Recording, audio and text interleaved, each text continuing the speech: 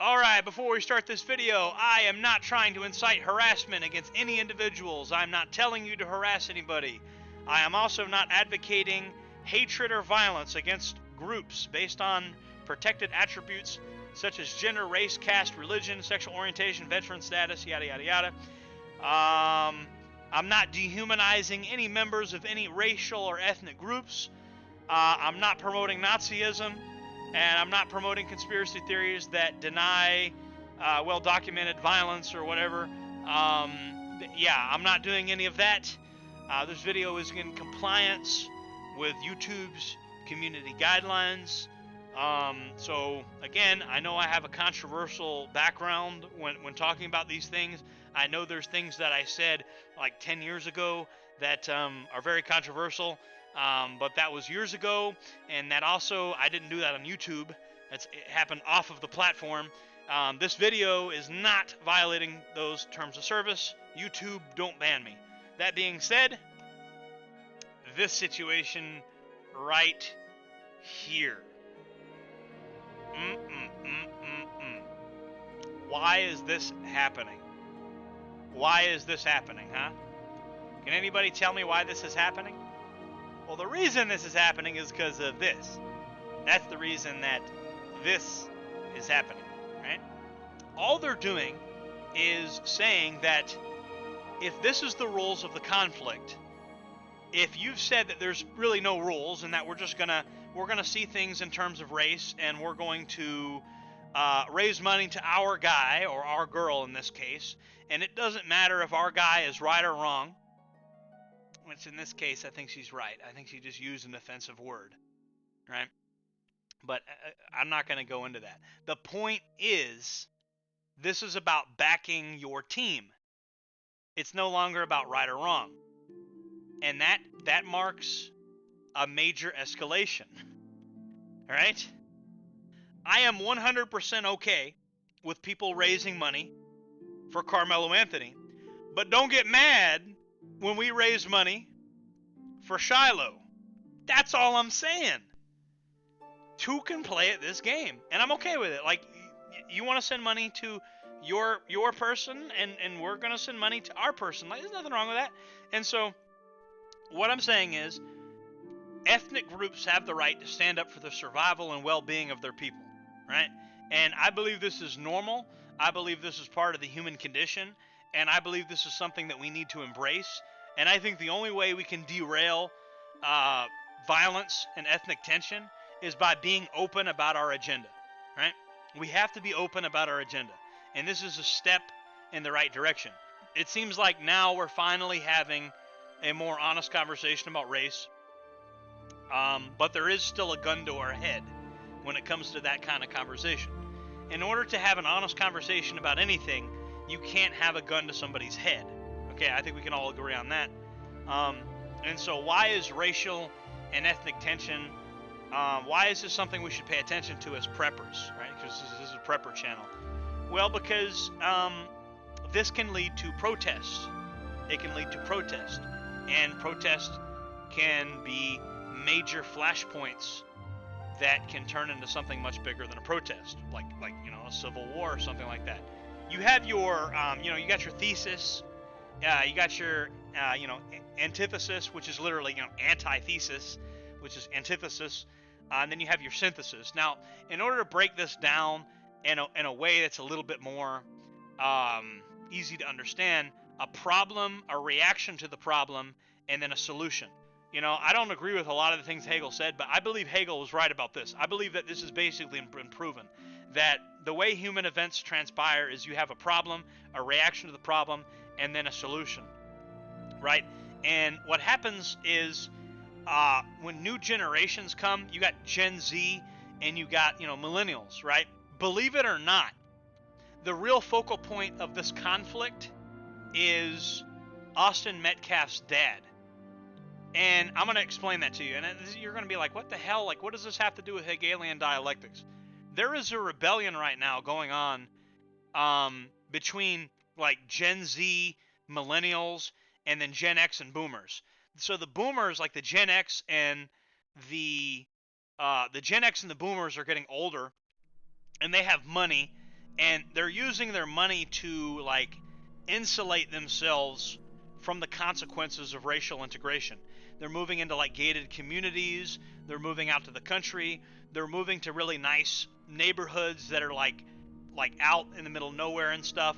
And so they don't actually have to deal with the policies of diversity that they've advocated for. And here you have a man, his own son was killed by a person of another race, and he sits there saying, I forgive this person, and it's all this forgiveness and tolerance crap. There's a very real feeling among young white males in our society right now that their parents have basically thrown them to the wolves. And so there is this, in a very deep psychological way, nobody will admit it, this is a rebellion against their parents. I know not all baby boomers are liberal, I understand that, but that is the sort of dichotomy that's happening. We feel as though the old white guys are kind of cowardly and have sold us out. That's kind of how we feel. So the Carmelo Anthony situation, we feel like, look, this is an example of this tribe, when one of their guys goes down, they support him unconditionally, right?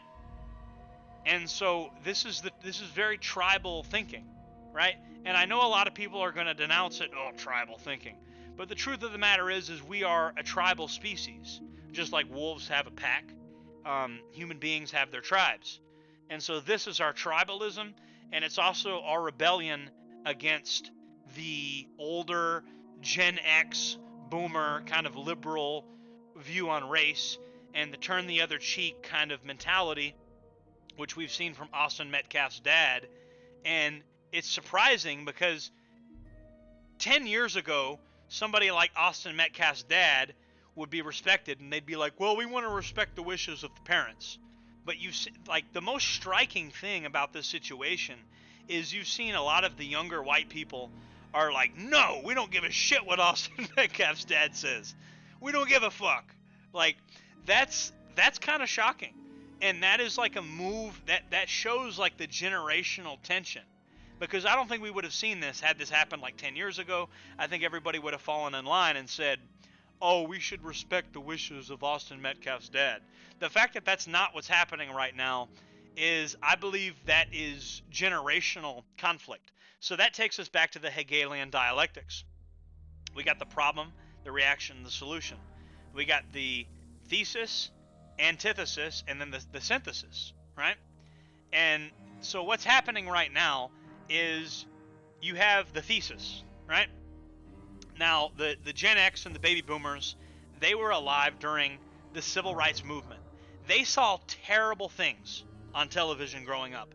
They saw black people getting beaten up, sprayed down with water hoses, the church in Birmingham being blown up. Terrible shit. This type of terrorism and violence is not a good thing. And I want to say, like, 100%, I'm against it, right? All edgy jokes and memes aside, I'm against this shit. This is not right. You know what else I'm against? I'm against this. I'm against a person being killed and everybody lauding the person that killed a member of my group as a hero and giving him a bunch of money. But I'm not mad by it, because I'm not really angry about it, because I realize like anger is not productive, and I also realize we can do the same thing, and I think a lot of other people are realizing that as well. And so like, this is just tribalism. All human beings, we came from very tribalistic hunter-gatherer societies, and if you saw somebody that like looked different for tens of thousands of years, that was bad news. That was danger. Your first instinct was violence toward anybody that looks different coming into your village, because that's an outsider, and that person is probably there to, particularly with men, this instinct is even more dominant in men, because women, if an outside group comes and destroys this village, they're going to take the woman as trophies, and they're going to have kids with the woman. So the women become the wives of whoever wins. So genetically, it's been passed on for women don't have the brute strength, so they kind of manipulate, and they also want the biggest, strongest men.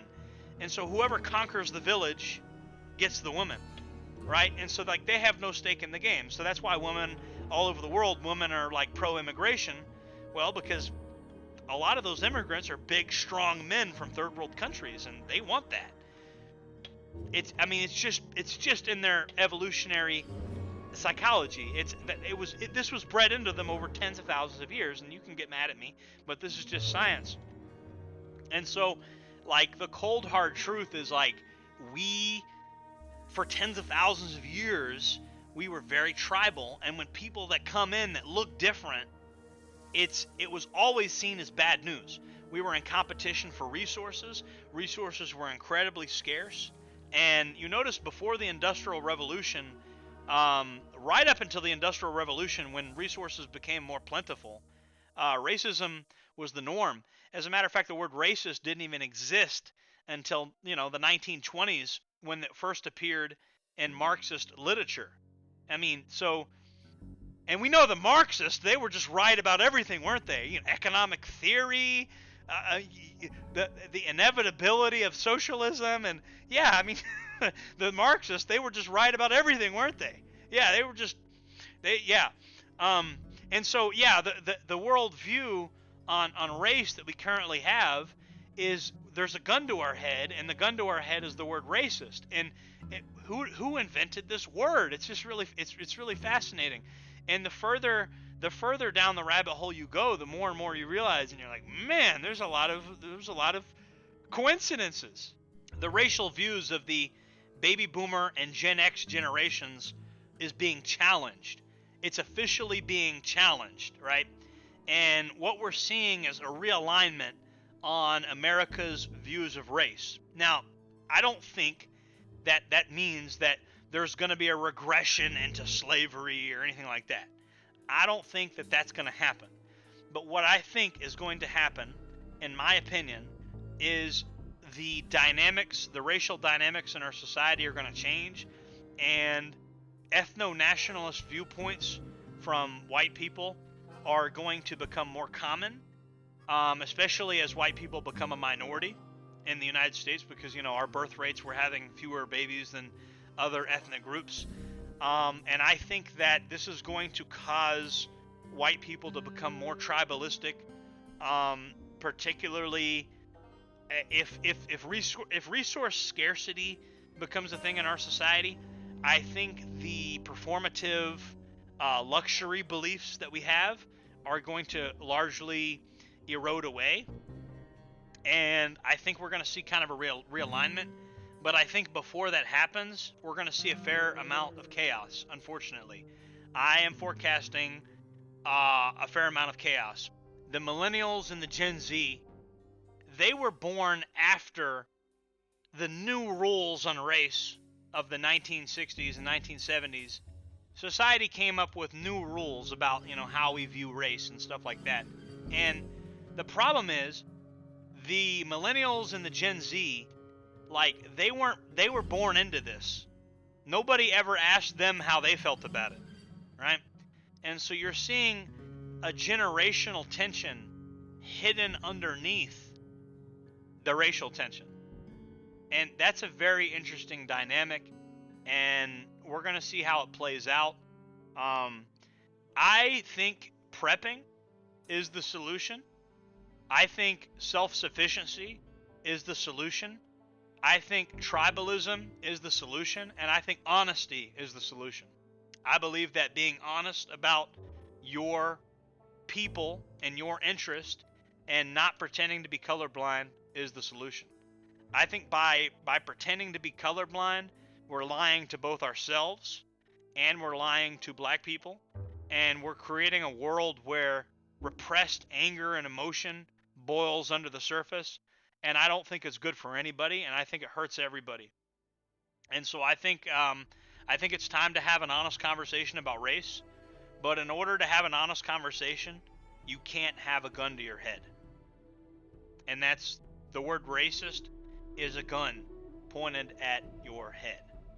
And if you can't take the gun away from a person's head, then you're never going to be able to have that honest conversation. So that's my worldview on this. Again, keep prepping, stockpile food, water, the means of self-defense. Self-preservation is the first law of nature. Protect yourself, protect your family, protect your community, protect your tribe, and don't become a monster. Because the longer you stare into the abyss begins to stare back into you. Jordan Jereb, signing off.